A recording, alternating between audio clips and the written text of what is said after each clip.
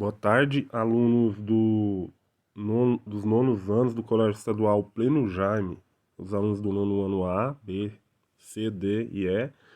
Aqui quem fala mais uma vez é o professor Marcão, seu professor de História. E hoje nós estamos aqui com esse vídeo para fazer comentários referente à correção da atividade da semana, essa semana aí, nesse período de pandemia, primeira semana do mês de junho. Bom, essa atividade, ela fala basicamente sobre a independência das colônias portuguesas durante o século XX, especialmente na segunda metade do século XX. Entretanto, tinha uma pergunta referente ao processo de independência da Índia, a figura do Mahatma Gandhi, ok? Bom, como vocês sabem, nós estamos utilizando o livro didático e eu entendo que facilita para vocês porque vocês têm um material. Todos os nonos anos receberam o livro, então fica mais fácil para que você estude e faça as resoluções das atividades, ok? Então vamos lá. A primeira questão, aliás, a questão número 5, ela, ela tinha a seguinte pergunta. Na década de 1930, o governo democrático constituído em Portugal respeitou a resolução da ONU, determinando que as nações europeias promovessem a independência de suas possessões na África. Essa afirmação está correta? Por quê? Bom, primeiro de tudo, ONU. A ONU é a Organização das Nações Unidas. Bom, em 1930 ainda não existia a ONU. A ONU ela foi criada após a Segunda Guerra Mundial. O principal objetivo dela é promover a paz no mundo. E uma das coisas que a ONU tentava implementar no mundo também era a questão da liberdade dessas nações que ainda estavam sob domínio, debaixo do domínio dos países europeus, sobretudo no período neocolonial, o período do imperialismo. Bom, então a ONU tinha esse papel. E aí, a Portugal, ele centralizou a administração dessas colônias e enfraqueceu as elites locais, ou seja, as pessoas que tinham melhores condições financeiras nesses países, que a gente vai ver daqui a pouco quais eram, ficaram enfraquecidos. E os portugueses tentavam enganar ou passar uma imagem para as nações de que eles estavam promovendo de forma gradual a liberdade dessas nações. E aí eles chamavam essas colônias de províncias ultramarinas, tentando passar a ideia de que esses países eles tinham uma certa autonomia e eles viviam em unidade com a metrópole, ou seja, com Portugal. Esses países eram colônias e Portugal metrópole, como vocês já viram nos estudos de história no decorrer da sua vida no ensino fundamental, especialmente lá no sétimo ano, colônia e metrópole, beleza? Essas são as províncias ultramarinas portuguesas: Cabo Verde, Guiné-Bissau, São Tomé e Príncipe, Angola e Moçambique. Angola e Moçambique, como você percebeu, são os dois países que foram alvos do livro didático aí para você estudar esse assunto. Então essas são as províncias ultramarinas naquele momento, ok? E tá aí a resposta, é incorreta. Durante a década de 1930, Portugal aprofundou a centralização administrativa nas colônias, provocando o enfraquecimento das elites locais colonizadas. Em resposta à pressão exercida pela ONU sobre os países que possuíam colônias, Portugal colocou em prática a substituição do termo colônias pela expressão províncias ultramarinas, com o objetivo de dar à comunidade internacional a ideia de que havia de fato uma unidade nacional entre a metrópole portuguesa e seus territórios coloniais, tá vendo? Substituiu a palavra colônia por província, ficou uma coisinha mais bonitinha, né? Mas na verdade, esses países continuavam sob domínio português, ok? Vamos para a próxima. Bom, a próxima questão era a 6 e ela perguntava o seguinte: o que foi a Revolução dos Cravos.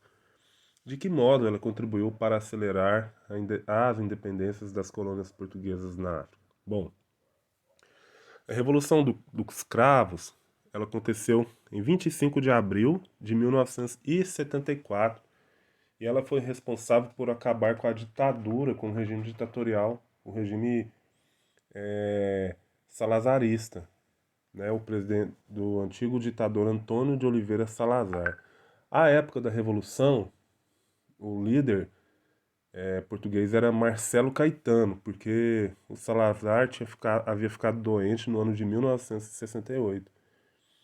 E o debate com relação à independência dessas nações, dessas colônias, que eles chamavam de províncias ultramarinas, passou a ser muito forte. Muita gente estava exigindo que esses países se tornassem independentes, principalmente, lógico, os povos africanos que estavam sob domínio português, especialmente Angola, a Guiné Portuguesa e o Moçambique.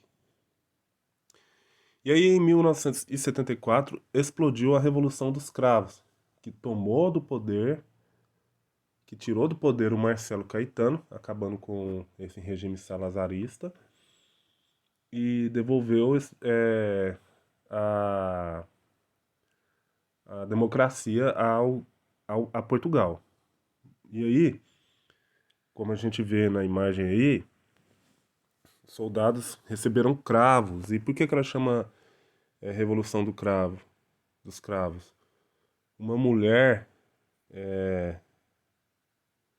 que trabalhava em um restaurante na rua Bracamp de Lisboa, chamada Celeste Caieiro, ela que inaugurou essa questão, essa distribuição dos cravos vermelhos que os populares começaram a oferecer aos soldados. Bom, e aí, daqui a pouco, esse regime ditatorial português ele caiu. E aí, ainda em 1974, Guiné-Bissau foi libertada. E em 75, Cabo Verde, Moçambique, São Tomé e Príncipe e Angola conquistaram a sua independência. Ok? E aí a resposta é: a Revolução dos Cravos, ocorrida em Portugal em 1974, colocou fim ao governo ditatorial. Com isso, o novo governo iniciou negociações com as lideranças políticas das colônias portuguesas na África e resultaram na independência dessas colônias, como você viu nos seus estudos aí no livro, e eu acabei de afirmar. Começou em 1974 com a Guiné-Bissau e em 75 Cabo Verde, São Tomé e Príncipe, Moçambique e Angola alcançaram sua independência. Ok? Vamos agora então para questão 7. Questão 7, ela pediu para você identificar os principais grupos que lutaram pela independência de Angola e suas características. Então, você tinha lá o FNLA, que era a Frente Nacional de Libertação de Angola. Você tinha o MPLA, Movimento Popular de Libertação de Angola, e a UNITA, a União Nacional pela Independência Total de Angola. A FNA, NLA e a UNITA tinham uma base étnica formada por uma pequena burguesia urbana. Então eles eram capitalistas. E o MPLA, ele já era comunista. Então tá aí, esse é capitalista, defendia ideias capitalistas. Esse, ideias comunistas. E esse, ideias capitalistas também. Ok? E foram esses movimentos que lutaram pela independência daquele país. Tá aí a resposta. Não se preocupe que eu vou mandar o arquivo prontinho para que vocês possam verificar a sua resposta lá, para ver se vocês acertaram ou não. Ok? E aqui vai rolar, partindo para a questão 8. Não, vamos retornar lá ainda. Na questão 8, fala sobre questão da guerra civil em Moçambique e Angola, e isso entra dentro do contexto de Guerra Fria, porque na Guerra Fria você tem aquela disputa entre Estados Unidos e União Soviética, e você tem aí o FNLA e a UNITA, que são capitalistas, e o MPLA, que é socialista, querendo tomar o poder na nação angolana, após a independência. Então os Estados Unidos eles vão, lógico, se posicionar ao lado do FNLA e da UNITA, e a União Soviética do MPLA. Então a Guerra Fria, que foi essa disputa pela hegemonia mundial entre Estados Unidos e União Soviética após a Segunda Guerra Mundial, ela se caracteriza muito nessa disputa aí, ok? Entre FNLA e UNITA contra o MPLA. E essas siglas aí, gente, se tornaram partidos e existem até hoje em Angola, ok? Vamos lá para a página 178. Me desculpa, eu não coloquei a questão 8 no slide, mas a resposta vem quando eu mandar o arquivo para vocês no grupo de WhatsApp. Bom, esse é Mahatma Gandhi. Mahatma Gandhi ele foi líder do processo de independência da Índia, um homem pacifista que propôs a desobediência civil. A Índia era dominada pela Inglaterra e o Mahatma Gandhi propôs que a população indiana começasse a desobedecer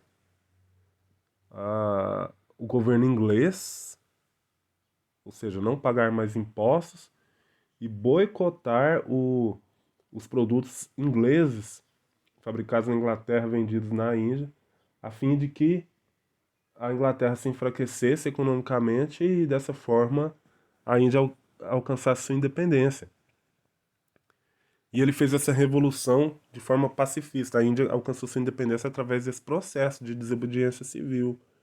O Mahatma Gandhi não acreditava na violência para que ocorresse um processo de ruptura através de revolução. Para ele, isso deveria acontecer através